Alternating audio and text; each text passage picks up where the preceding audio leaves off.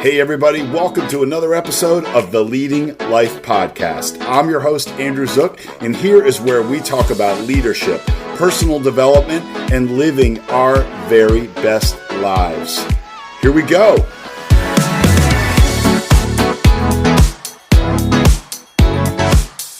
On today's episode, right now, we are going to talk about how to be more accessible as a leader.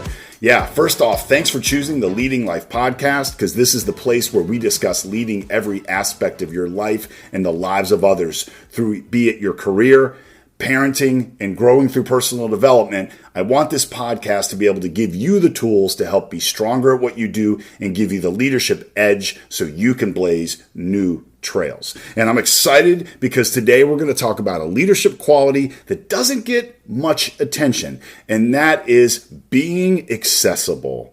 Accessibility is really one of the simplest yet most powerful ways to make your people feel valued, trusted, and supported. I'm going to help you with 5 tips on how to be more accessible as a leader and come off more genuine and develop a deeper connection with the people that work for you. Because the more connected they are to you, then ultimately the more connected they are to the mission. So let's talk about why accessibility matters. Accessibility isn't about being on call 24/7. It's about being approachable. It's about creating an environment where your people know they can come to you, they can share ideas, and they can voice concerns without fear.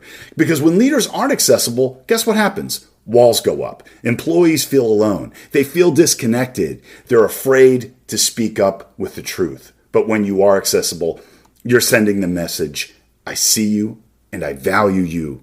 And most importantly, you matter. And that changes everything.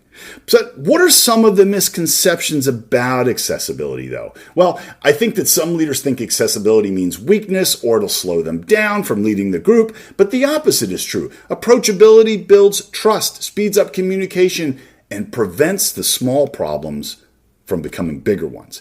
And others think being accessible means that you need to drop everything all the time. Not at all. It means being intentional with how you create the access. So don't think of it as being able to answer all the questions at every moment, but think of it as being able to lead people to better find the answers. So listen, you've been given the responsibility of leadership. You've been given the responsibility of having people in your charge. So with that great responsibility, you need to be able to be accessible. So one of my best accessible leader stories to bring this to life for you was when I worked with a gentleman named Eric Anderson. So he's currently the CEO of AEG Vision, very successful, very accessible leader. So years ago, me and my coworkers were working on a project, and we were talking about reaching more customers through email and working that into a project that, like I said, we were working on. And one of them said, hey, what was that thing that Eric had said at a meeting about the percentage of sales being lifted by direct email reach and so on? And I said, I can't remember. None of us could remember. So I said, wait a minute, I'll be right back. So I got out of the meeting room. I walked across the entire office to Eric's desk, and he said, Andy, what's going on? Well, how can I help? And I said, hey, Eric, do you remember what you told us at the meeting? Something about, the formula for this email thing. And he said, yeah, of course. And he took a Post-it note. He wrote it out, gave it to me and said, I hope this helps, and said, come back by any time with any questions. So I walked with my head held high back to our conference room, and I said, well, I just got the info from Eric, and I slapped it down on the table. And everybody was like, whoa, wait, you just walked over to the president's desk and asked him a question like that? And I said, yeah, why not? Because he's the kind of leader that everyone worked for him. They felt valued enough that we could go to him with any question or support when we needed it. That was amazing. And the project was a success. But now I want to juxtapose that with one of my other direct bosses. I found myself a few times going over to their desk to ask questions, and it wasn't even that often, but a few things to help, get the project to run a little smoother. But when I would go over to them, they couldn't even look up at me and make eye contact, or they would focus more directly on their computer screen like they couldn't be bothered. And I remember for some time I would try to schedule like a 10-minute touch base. And the answer was always like, well, I'll check my schedule and I'll get back to you. They never got back to me. And honestly, on my last day at that job, I had tried to schedule a few minutes and I couldn't even get that done. And all I wanted to do was thank them for the opportunity. So when you think of the kind of leader you want to be, the number one thing is authentic and relatable, but after that is being accessible to everyone. I understand we've got our deliverables, we've got everything that we're working on, but if you can't find a way to make the time for the people that work for you, you're not going to be half as effective. Okay? So here are my 5 tips to be more accessible as a leader. Number 1, make sure you are visible. There's a great old saying, manage by walking around. The best leaders I know are out and about and seeing what's going on. They manage by walking around. Don't hide in your office or behind emails. Show up on the floor. Stop by to talk. Make eye contact. Offer to help. Visibility creates comfort for your team. I used to work in this one department where the boss of the organization at the end of the day would walk through the whole area, the whole retail area, to get to the parking lot for their car at the end of the day. And just to be clear, this isn't the company I work for, but we had a department in another major retailer. And so this manager would walk down, she would come down from the elevator bank, and then she would walk through the retail area, and she would lower her head so she didn't have to make eye contact with anybody. And I always remembered that, like, God, that's crazy. You're the boss, but yet no one can even look at you. This is crazy, like just zero accessibility. So number 2, schedule accessibility. Open door hours, schedule one-on-ones, and maybe have walk-in talks. Accessibility is less about random moments and more about building predictable touch points. So I remember spending some time with a regional director in our company years ago who I really admired, and he has this open, authentic style of leadership, and he manages a large volume of stores in the state of Texas. So there's a lot of driving between his store visits, like hours between some of these store locations, as Texas is huge.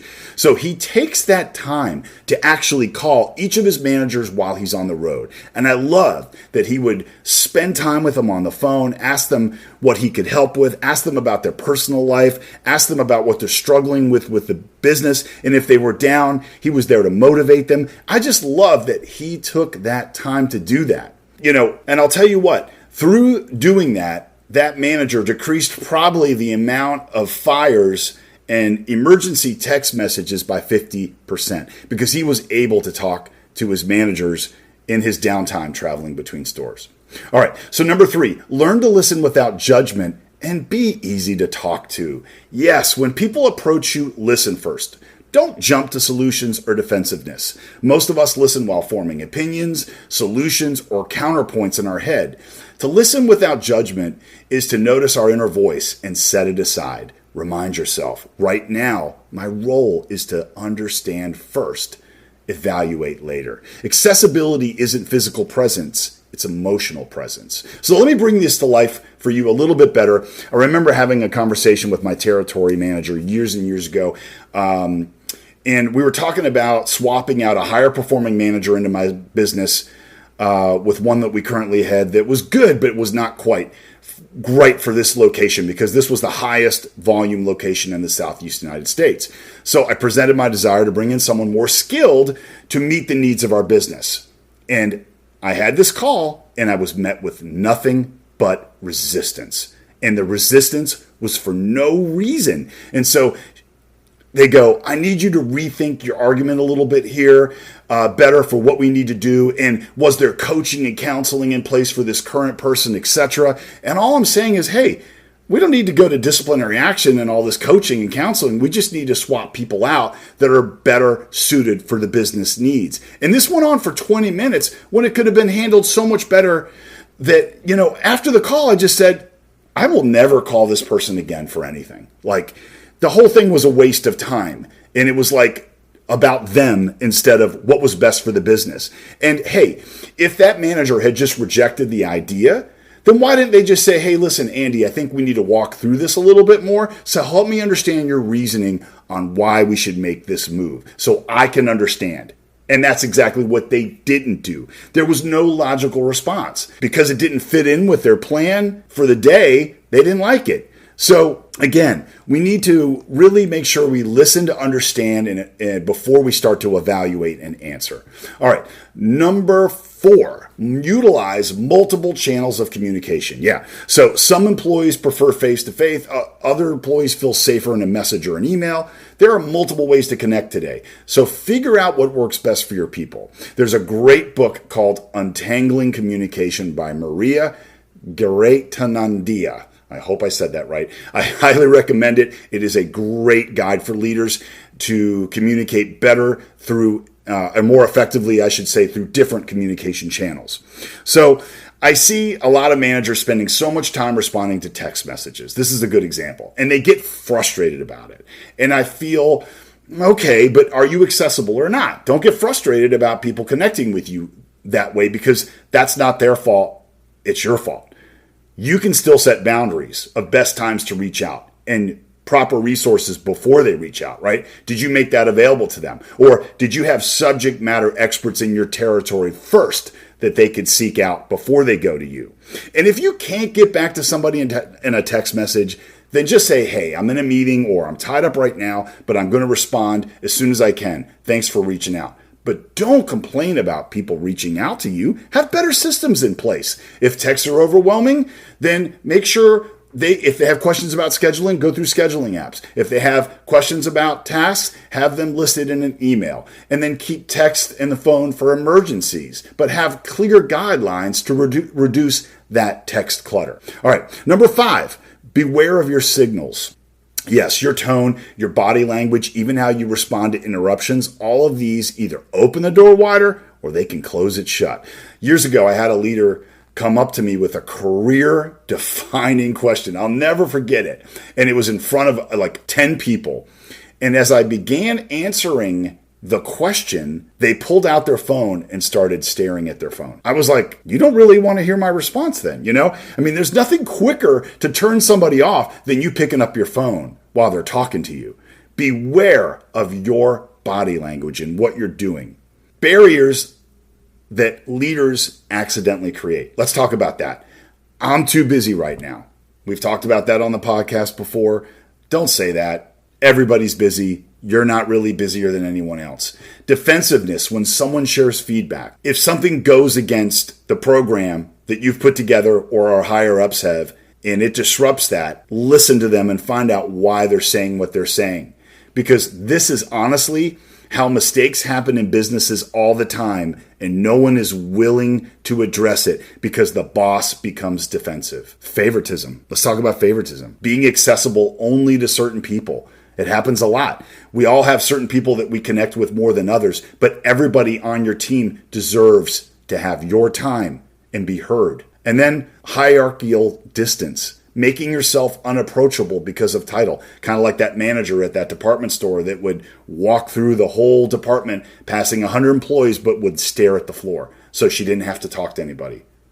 There's also a ripple effect of accessibility in how it can impact your people. Number 1, accessibility builds psychological safety. Second, it encourages innovation. People will share more ideas. Third, it strengthens loyalty and morale. And fourth, it creates a culture where leaders at every level are more approachable. So let me give you a couple quick real-life examples of leaders we can learn from who took accessibility a step further. Let's talk about Indra Nooyi. She was the former CEO of PepsiCo. She is widely considered to be one of the top CEOs in the world for her leadership. She had PepsiCo for 12 years. She was the first woman of color and the first immigrant to head a Fortune 500 company. So Nooyi made a point of writing letters to the parents of her senior executives, thanking them for raising great leaders. How awesome is that? She had a gift for simplifying complex strategies and connecting them to values. Whether it was in the boardroom or a town hall, she made big ideas feel personal and urgent. Her employees felt included in the why behind the decisions the company was making. She frequently held town halls and Q&A sessions where employees could ask her anything. When she stepped down in 2018, PepsiCo was stronger financially and culturally. Her performance with a purpose framework still guides that company today. That lasting impact is a hallmark of truly successful leadership. And those small human gestures made her an approachable and deeply respected leader.